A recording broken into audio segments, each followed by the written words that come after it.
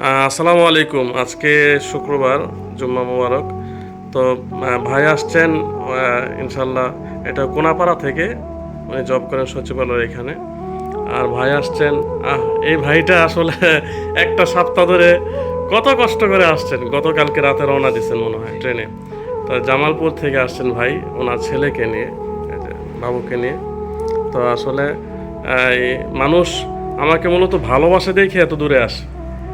আপনি কিন্তু অনেক জায়গা থেকে দেখছেন ভিডিও বিভিন্ন। এই ভাই কিন্তু ভাইয়ের বাসার পাশেই অনেকগুলা ডাক্তার আছে নাকের পলিপ আছে, অথচ ওনাদের এখান থেকে চিকিৎসা না নিয়ে গতকালকে রাত্রে ফোন দিয়ে আমার চেম্বারে চলে আসছে। ভাই আপনি আজকে এই যে সকাল 10টা থেকে মনে হয় চিকিৎসা নেওয়া শুরু হয়েছে, এখন বাজে 2টা।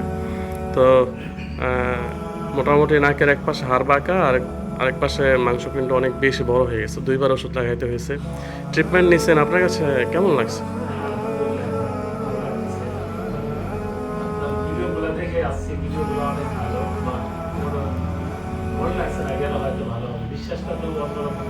আচ্ছা, মানে আপনি আজকে তো ট্রিটমেন্ট নিচ্ছেন, এটা শুকাইতে শুকাইতে 2-3 দিন 5 দিন সময় লাগবে।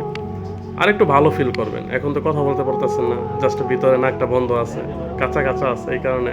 তবে আশা করি আমি যত বাচ্চা থাকি, মানে আমি যদি বেঁচে থাকি, ইনশাল্লাহ আপনি এটা ঠিক হয়ে যাবে।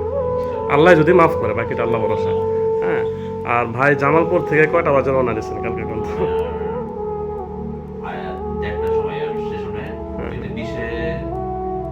রওনা দিয়েছেন সারাটা রাত কষ্ট করে। হ্যাঁ, আসছে আজকে দুপুর একটা 12:30টার দিকে আসছে বাবুকে নিয়ে। বাবুর বয়স কত? 13 বছর।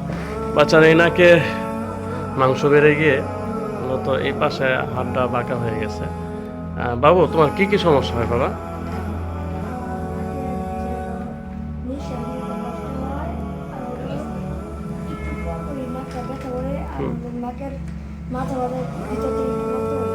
কোন পাশ থেকে এটা? না, বাম পাশ থেকে। আর ঘুম থেকে উঠলেই হাঁচি শুরু হয়ে যায়। আচ্ছা আচ্ছা। তো এমনিতে আজকে ভাই, আজকে একদিনেই তো আমি বলছিলাম চিকিৎসা শেষ। হ্যাঁ, এটা কিন্তু আসলে ডাক্তাররাও বিশ্বাস করতে চায় না, স্বাভাবিক সাধারণ মানুষও কিন্তু এটা আসলে বিশ্বাস একটা হয় না যে একদিনে আবার কীভাবে চিকিৎসা শেষ হয়। তো মূলত আমার এখানে ওরা মেডিসিন দিয়ে বসায় রেখে 2-3 ঘন্টা ওষুধ দিয়ে বসায় রেখে তারপর চিকিৎসা শেষ করবে। এটা তো আপনি দেখছেন যেভাবে আপনারটা করলাম। মানে মূলত ভিতর থেকে পলিপটা এটা ড্যামেজ হয়ে যায়, এখানে মেডিসিন লাগানোর পরে এটা শুকিয়ে যায় সাথে সাথেই।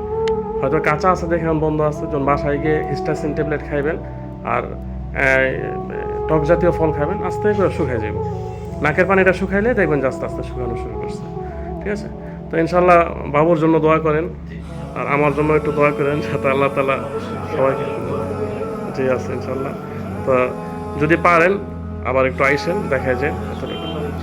আচ্ছা ঠিক আছে।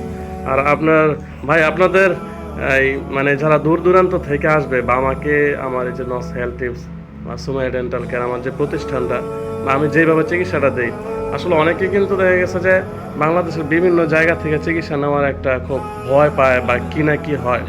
হ্যাঁ, তো আপনারা যে আসছেন চিকিৎসা নিচ্ছেন, আপনাদের কাছে মানে মোটামুটি ট্রিটমেন্ট নিতে পারবে সবাই নিশ্চিন্তে? কালকে আমি গেছিলাম মিরপুরে, কল্যাণপুরে, উনি খুব ভয় পাইতেছে। আমি যাওয়ার আগ পর্যন্ত ফোন দিতেছে, ভাই ট্রিটমেন্ট নিব কি না, অনেকে তো অনেক রকম কথা বলে। ওনার বাসায় যাওয়ার পরে ওনার সাথে কথা বলা, ট্রিটমেন্ট শুরু করছে। খুবই পাগল হয়ে গেছে।